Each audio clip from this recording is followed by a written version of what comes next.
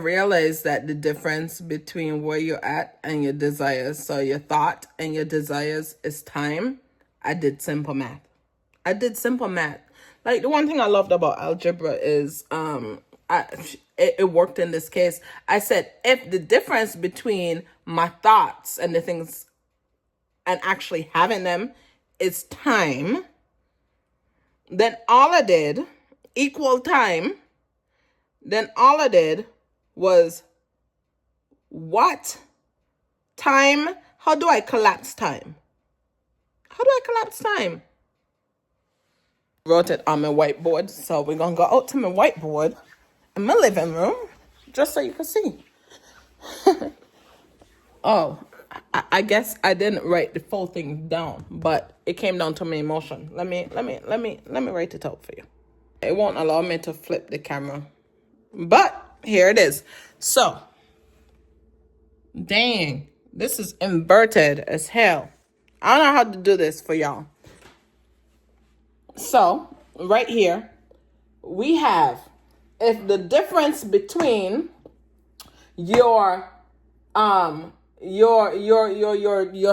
and your desires equal time, okay, then I had to do simple algebra to get desires over here. So what did I do? I add thought on both sides over the equal sign, and it means that my desires equal time plus thought. Okay? If your desires equal time plus thought, I'm like, what is time plus thought when you collapse it both? Okay? What popped in was B. B is time plus thought. And then I was like, oh, it's because I broke down time. I'm like, okay, so I know what my thoughts are. To collapse time, what is time? The only measurable time, actual tangible and measurable time, is your past and your present. Your past thoughts and your present thoughts. And so your being. Okay? So if your desires equal being, your past thoughts and your present thoughts, or what? What are you being? You're being your emotion. So you could quite literally say that being is equal to your emotions. Okay, but we're not getting too deep into that. Forget that. Okay, so I was like, it's your past emotions and present emotions, which brings me over to this side. Don't worry, some of this is, oh, I had it right there. Thoughts minus desires equal time. Anyways, forget these. This is pretty much our Thanksgiving plans.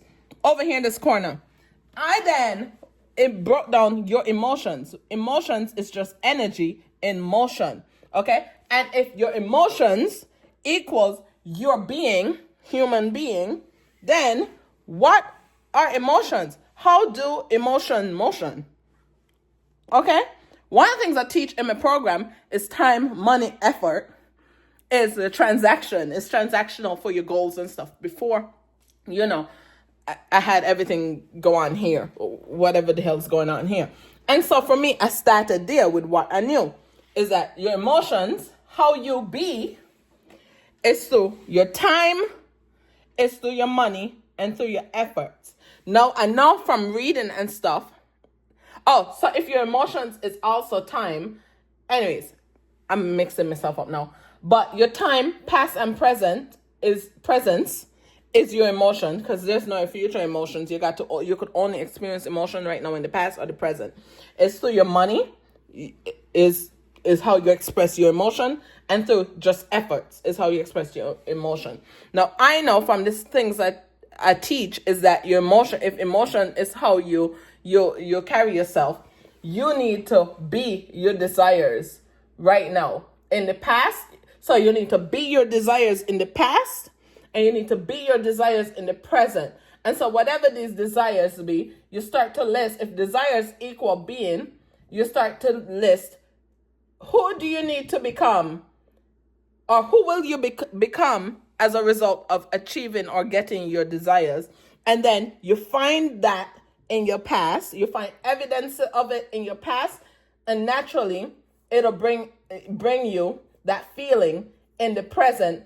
And also what will usually pop up is a future picture of that feeling. A future picture of that feeling also pops up in the process. What I found is when I was practicing this, of like your desires, if your desires equal being, once I identify who I will become as a result of getting those desires, and I find evidence of it in my past through my emotions, through how I spent my time, money, and efforts in my past. So I list out the things. So if you're going to be wealthy, if you're going to be credible, if you're going to be successful, I don't know what you want to be, right? What I did was I found evidence of those emotions. How those emotions showed up was in my time, in my money, and in my efforts. Okay?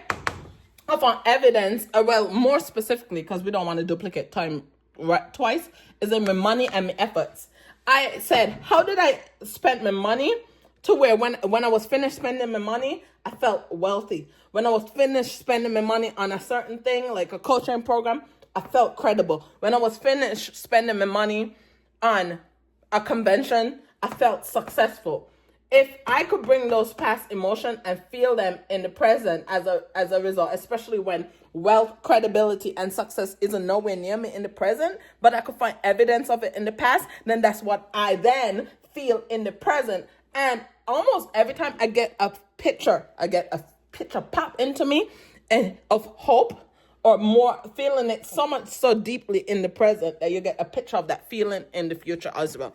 So brings us in with next question. Hold on. Question was, how do you personally navigate seasons where God is stretching you but it feels like nothing is moving?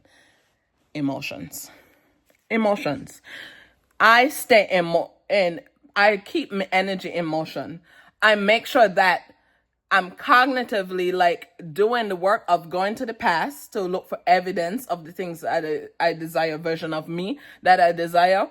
And by visiting the past, then I get to embody it through my emotions, through A, my presence, which is your time right now. And then B, through my efforts and things I do. I do it through joy, through the excitement with the intention set before it. And then third, but not least, is through my money. Every time you spend money, you'll be spending money right now. You're going to spend money when you go to the grocery store. Especially in a time like this where the government shut down and stuff, this is the perfect time. If you got money for groceries, damn, I'm mad wealthy. I got money for groceries. Most people don't. And it's not to like shit on other people who don't. It's not with that intention. It's the intention behind it is embodying the version of you who you think you're going to become as a result of having the things. And the more you embody it, then the more, it's show up in your life. That's what I'm trying to say. What did the question say? Sorry. Like, I've been distracted. How do you personally navigate seasons where God is stretching you? Oh, yeah. That's what I mean. I play house. And I always tell people, be delusional, play house. Play house by remembering, because then you're not delusional if you've experienced wealth, credibility, success, whatever it is on some capacity. You're not delusional if you're just living in that. Okay? It actually happened. So, yeah. Embodiment. That's how I survive.